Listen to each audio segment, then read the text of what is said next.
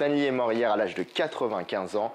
Du coup, je vous propose aujourd'hui de faire un petit récapitulatif résumé de ce qu'il a fait en 95 ans de carrière et pour mieux comprendre en fait tout ce qu'il a créé, tous les personnages Marvel dont il en est l'auteur. Voilà, c'est tout de suite après le générique. C'est Kazoo et vous êtes sur Ekewan.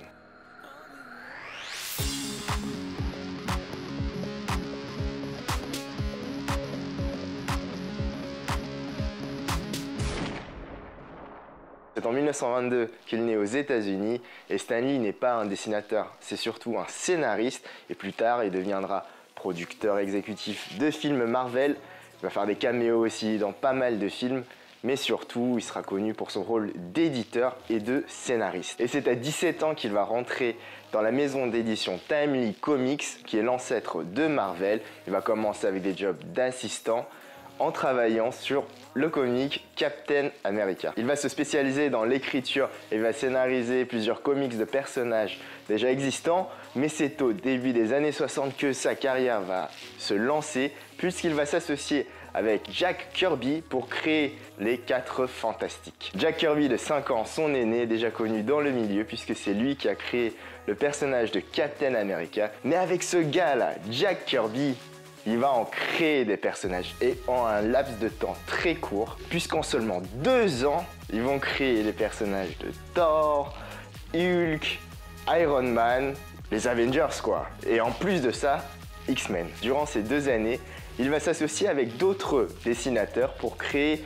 des personnages aussi connus que les autres, par exemple Doctor Strange, Daredevil ou bien Spider-Man. C'est quand même fou, entre ses 39 et 42 ans, il aura créé tout ça. En fait, tout ce qui représentera l'univers Marvel et ce que l'on connaît aujourd'hui avec l'univers cinématographique Marvel, tous ces personnages, seulement 2 années. Et donc, ce Stan Lee, ce qui est encore plus fou, c'est que juste avant qu'il se lance en fait dans l'écriture de ces personnages, en commençant par les 4 Fantastiques, il hésitait à arrêter sa carrière, puisqu'il y a eu l'âge d'or des comics avant la Seconde Guerre mondiale, mais après la Seconde Guerre mondiale, ça stagne un peu et il avait hésité à raccrocher ou en tout cas à poser son stylo et arrêter sa carrière.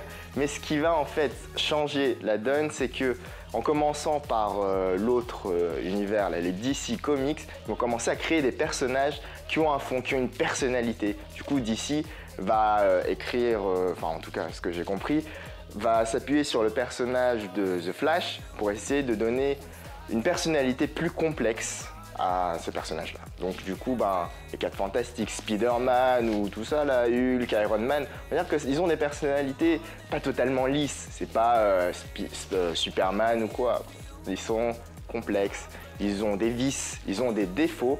Et c'est ce qui fera aussi en partie le succès de tous ces comics et de tous ces personnages, puisqu'on va appeler cette nouvelle période initiée par notamment tout ça, tous ces personnages-là, l'âge d'argent des comics. Stan Lee a donc déjà 42 ans à l'époque et va continuer à scénariser des comics, à s'occuper de la direction artistique et de l'édition, puisque voilà quoi, ça va devenir un peu le grand patron de Marvel. Et plus tard, il va commencer à se faire vieux, puisque quand il est mort à 95 ans, il a eu le temps de faire plein de choses. Il va commencer à partir des années 80, se spécialiser dans tout ce qui est l'adaptation de tous ces comics à la télévision ou au cinéma, en s'occupant du coup de la production exécutive et à plein de choses. Et vers la fin de sa vie, on l'a surtout repéré, vu dans les films Marvel, puisqu'il avait toujours un petit caméo, un tout petit rôle. Et on pourrait citer encore plein de personnages connus, puisque Ant-Man ou Black Panther, c'est toujours Stan Lee qui les a créés. Voilà, c'était une petite vidéo pour vous résumer un peu ce qu'il a fait durant sa vie.